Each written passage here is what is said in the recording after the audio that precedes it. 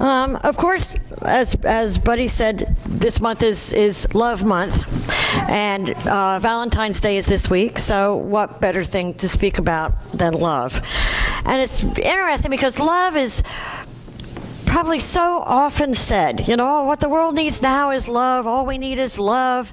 Love, love, love, love, passes all barriers. And there's so many things spoken of love. But love is probably the most misunderstood word ever used. And it's also the most hard to define, especially for those who know and feel that spiritual love, the kind of love that we're talking about. It's hard to define. It's like one of those things that there is no definition. Now, when we talk about love, there's three types of love. The eros love, which is probably like the physical love. We're talking the physical love. It's known as erotic love. It's based on the strong feelings towards one another. You might call it the romantic love. It's based more on physical traits.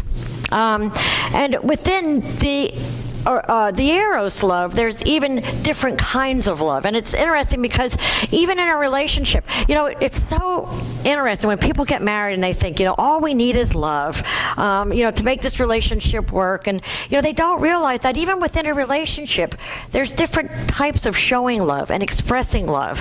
And, we usually express love the way we feel loved.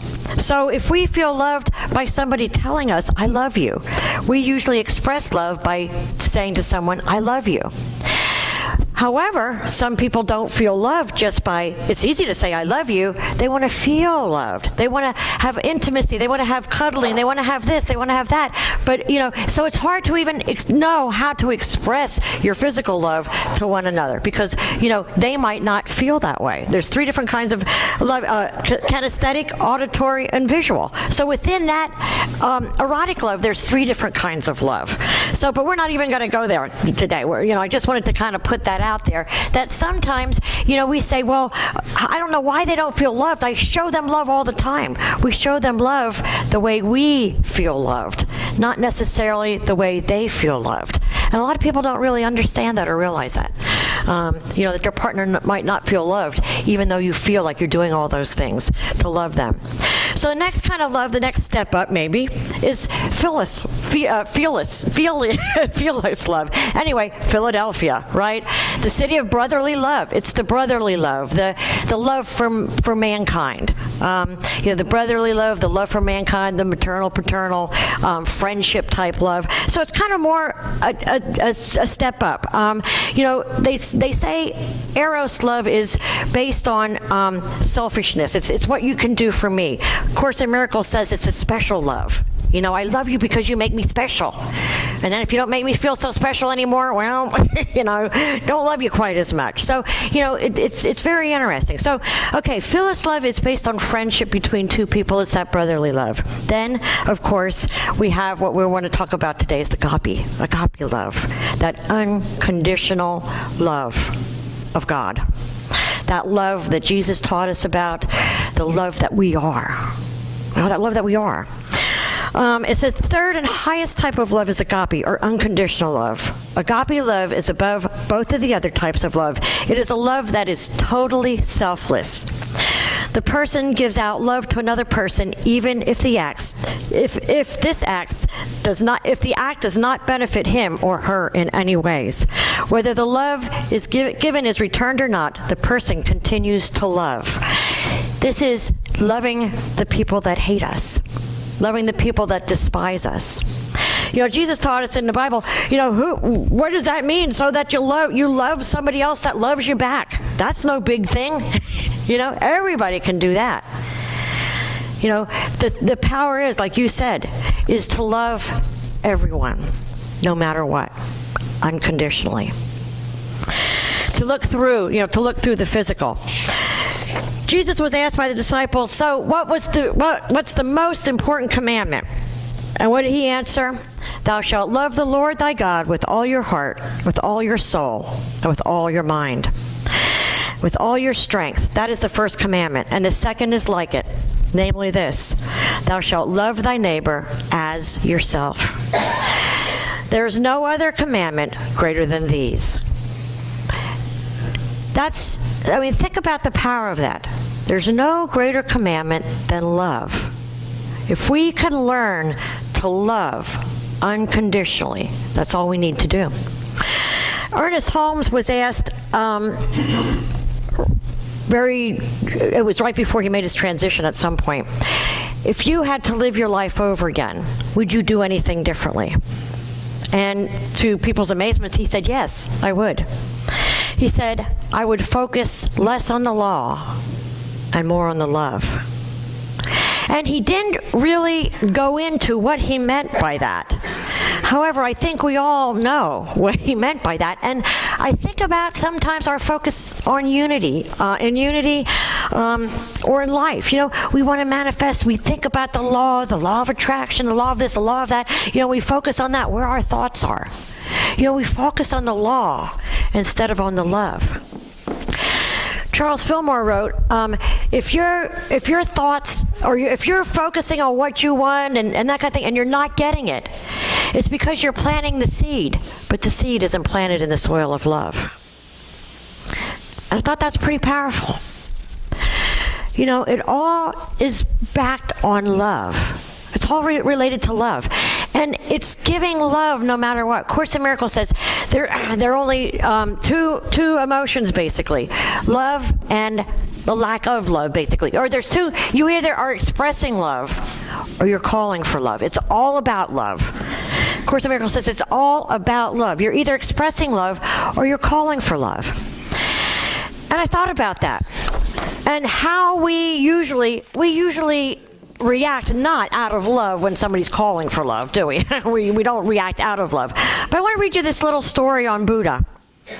500 years before Jesus walked the earth, there was another enlightened being, and his name was, Sadahari. Say it. Yeah, okay. But his name went by the Buddha, meaning the enlightened one. The story is told that one day he was addressing his followers, and a man approached him and proceeded to unleash a stream of obscenities at him. Hatred and venom poured forth from him directly at the Buddha. The Buddha remained silent, softly smiling at the man, which caused the verbal abuse to become even more vicious.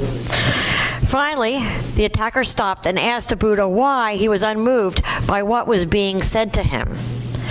The Buddha replied with a question. If you are offered a gift and refuse to accept it, to whom does the gift belong? I suppose it belongs to the giver, the man replied. Well, responded the Buddha, I have declined your gift. The Buddha refused to receive the hatred that the man was trying to give him. He refused to take it as his own.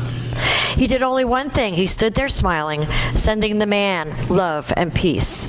And the man fell to his feet and wept. He responded with love instead of not. And I thought about this. How we think that's hard to do. But think about if somebody has a cold. Would you treat a cold, or would you give them, you'd give them kind of cold remedies or something like that?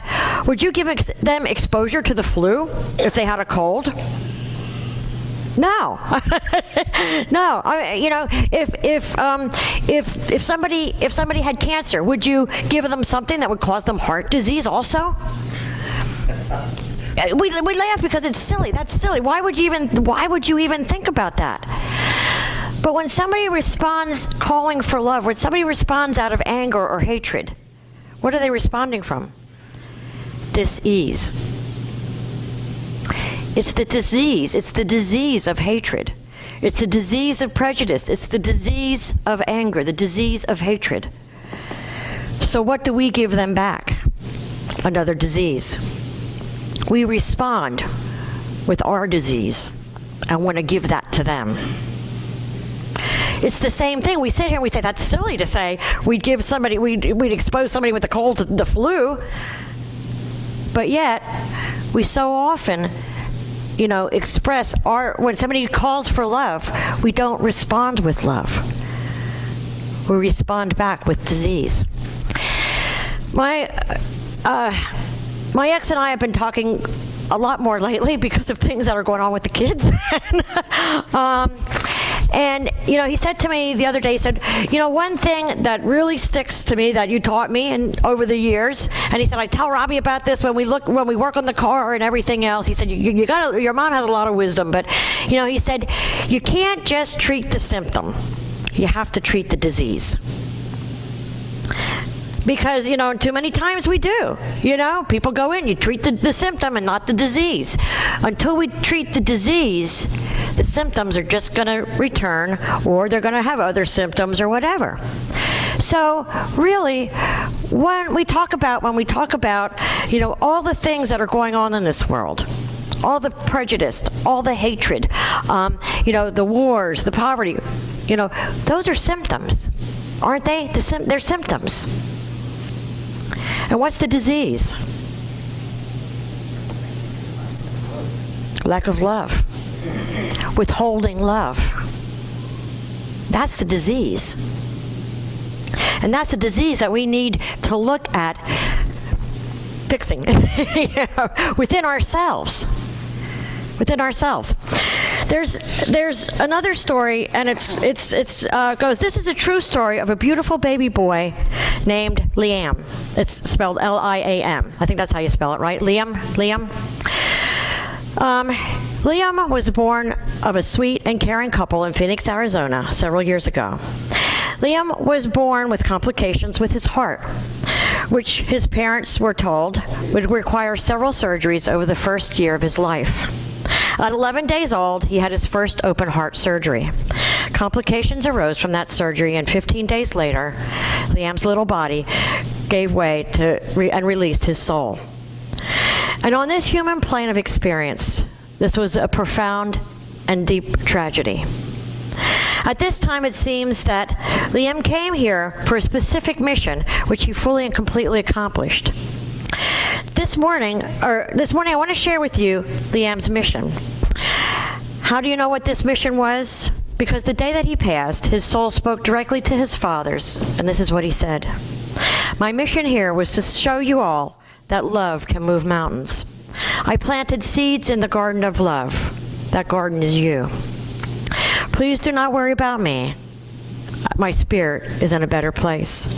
But please don't forget my purpose here. Life is a glorious thing because of the people we share our lives with. Hold on to one another. Be kind to each other. Nurture and love one another. This will please me, as it was my mission to show you love. This little being opened his heart to love. Think of his name, Liam. If you take this meaning, love, I am. Because he awakened in the hearts of everyone who knew him, in his life of 26 days, a deeper sense of love. His parents created a 26-day love challenge, Love I Am challenge. For 26 days, choose to let only love point the way in everything you think, say, and do. There is a Sanskrit word that's practiced in Hindu religion, which Gandhi engaged in, and it's called avahimsa. Avahimsa. It's spelled Ahimsa, but it's pronounced, the way I looked it up is it's pronounced avahimsa. And what this is, it means cause no harm or injury, but respond with love. More than non-injury, it's living unconditional, godly love. It's the development of a mental attitude in which all forms of hurt or harm are replaced by love. It's a universal love. It's a pure love. Think about what would happen if we, just us here in this room, make a commitment to take the 26-day love challenge and to really make an effort that whenever someone wants to hand us something that we don't need to accept, we respond by handing them back love. Whenever something happens in our life that angers us, whatever, we don't put that out there, but we catch ourselves and we respond with love. For all of those people, and I'm catching myself more often here, and I need this message as much as anybody else, because I'm catching myself judging people and what their motives are. No, that's what is that? It's certainly not love.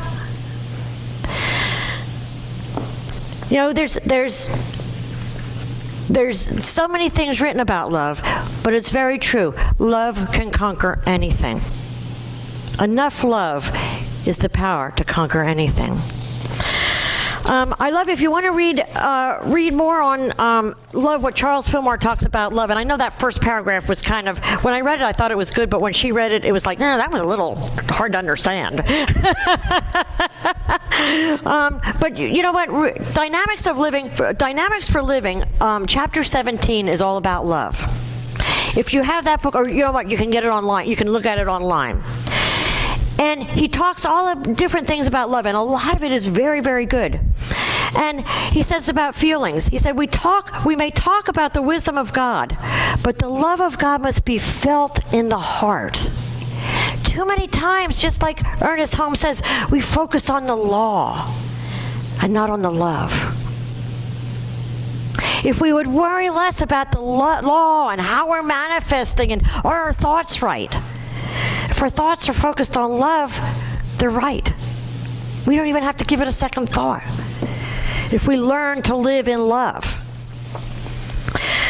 It cannot be described, the one who has not felt, it cannot be described. The one who has not felt, it can have no concept of it from the description of others. Love, he's talking about love. Love, it cannot be described. And one who has not felt it can have no concept from the description of others. I think we have all felt that kind of love, though, that unconditional love, that no matter what, we're loved. If we persist in thinking loving thoughts and speaking loving words, we are sure to bring into our experience the feeling of that great love that is beyond description, the very love of God. And if we all take on this 26-day challenge, we'll feel that. We will know a new experience of love that we have never felt before. And we might think that we've had it now, we've got it now. But I think truly if we make a commitment to live in love the way Jesus wants us to, the way God wants us to, we will have a new experience of love that is so powerful, it's incredible.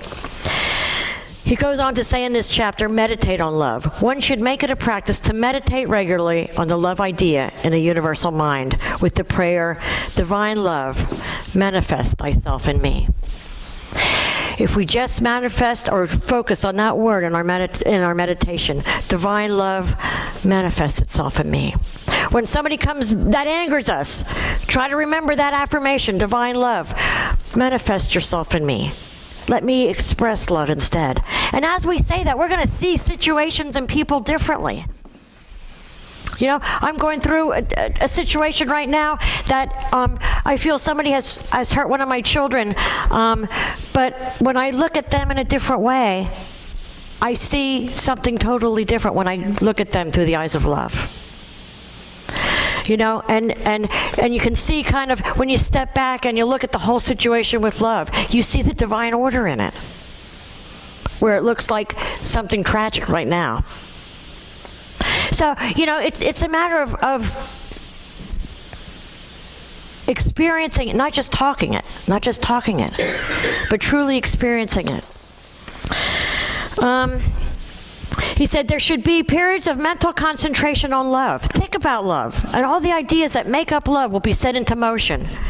This produces a positive love current, which will send forth with power, will break up opposing thoughts of hate and render them null and void. The thought of hate will be dissolved, not only in the mind of the thinker, but in the minds of those with whom he comes in contact in mind and body. The love current is not a projection of the will. It is a setting free of a natural, equalizing, harmonizing force that is in most persons have been dammed up by human limitations. You know, what he's telling us is that love is within all of us. All we have to do is set it free. The ordinary man is not aware that he possesses this mighty power, which will turn away every shaft of hate that is aimed at him. Here is a faculty native to man, existent in every soul, which may be used in all times to bring about harmony and unity among those who have been disunited through misunderstanding, contentions, or selfishness. Love is more than mere affection, and all our words protesting our love are not of value unless we have this inner current, which is real substance. Though we have the eloquence of men and angels and have not this deeper feeling, it profits us nothing. We should deny the mere conventional surface affection, and we should set our mind on the substance of love. Love first, God. Second, everyone else. And all these things are added to us. You know, let's make a commitment here today to take the 26-day challenge and see what happens after that. Because, you know, our habits will change. Our habits of thinking will change. But it takes commitment. It takes a commitment when something comes up in our life. Instead of getting angry, to remember to step back and send love. To look through what's happening. To see to see the Christ in the whole situation. But once we do that, we'll be incredibly powerful beings. And we can spread that love into our community and into others. So I ask you at this time, you know, we'll do a little meditation, make a commitment to take the 26-day challenge for a little boy named Liam, who came here to teach us love. Any comments?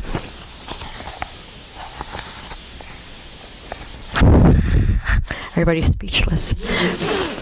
Okay, then we'll take these thoughts into meditation. And I invite you to get comfortable in your seat.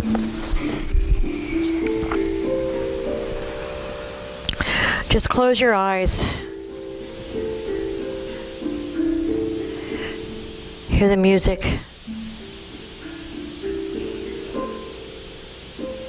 Feel the energy in the room.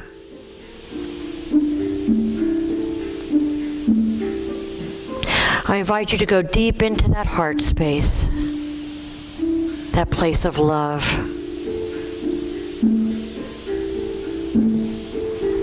That place where only love resides. And everything else is unknown.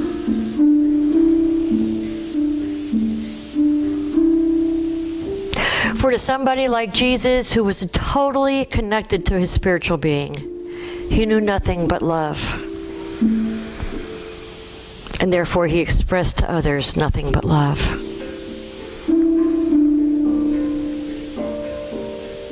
That's what we're asked to do. To follow him. For he is the way. He's showing us the way. I invite you to feel that feeling of love. To know that you are loved unconditionally.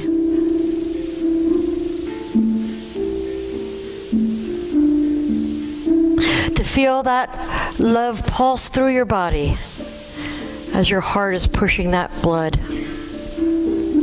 With every heartbeat, feel that sense of love. Feel that sense of compassion, that sense of acceptance. Feel the power of love.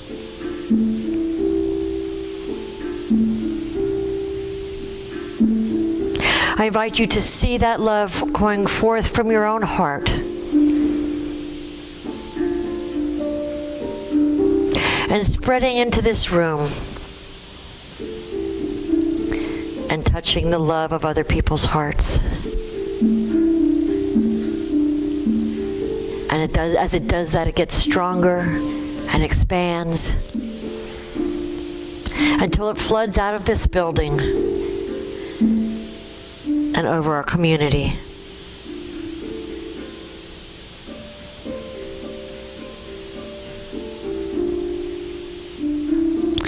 See it touch the hearts of those that in the past we may have judged, that we have maybe have held something against.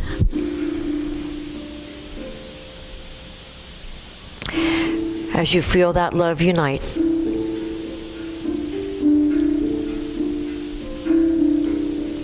know that this is our true nature.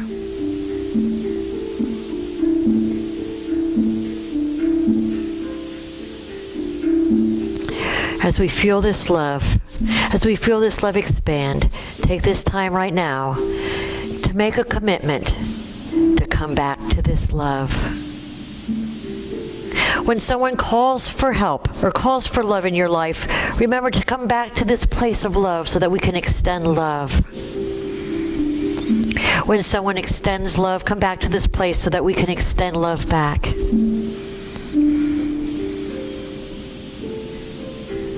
Make a commitment to wrap all of our work into love. All of our decisions come from love.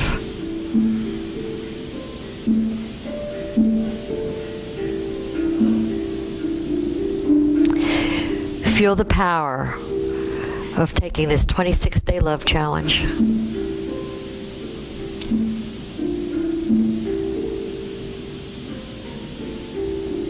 As you feel this power and this love in your heart right now, I invite you to come back into this room at any time, bringing the love with you.